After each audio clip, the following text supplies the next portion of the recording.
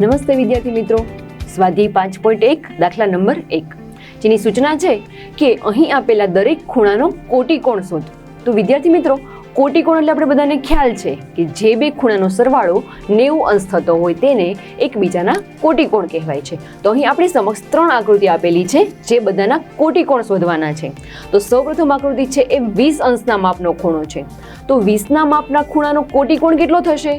તો કે 90 - 20 બરાબર 70. તો 20ના માપના ખૂણાનો કોટિકોણ થશે 70. એટલે કે કોટિકોણ શોધવા માટે આપેલા ખૂણાને 90 માંથી બાદ કરવાના રહેશે. તો સૌપ્રથમ દાખલાની જવાબ થશે કે 20 અંશના માપનો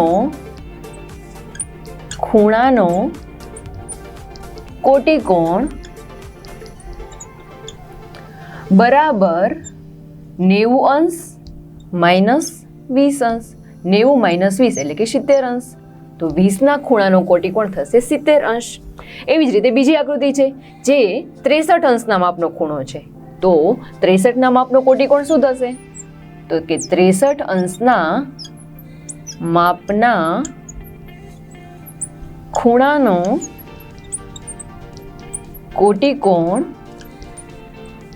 બરાબર 90 - 63. 90 અંશ માઇનસ 63 અંશ. 90 - 63 થશે 27 એટલે કે 27 અંશ. અહીંયા ખૂણા છે એટલા માટે આપણે અંશ દર્શાવીએ છીએ. ત્યારબાદ ત્રીજી આકૃતિ છે જે દર્શાવે છે કે 57 અંશના માપનો ખૂણો છે.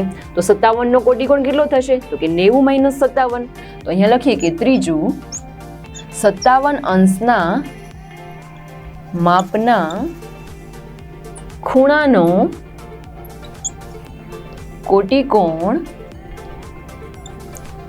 બરાબર 90 - 57. 90 - 57 જે થશે 33.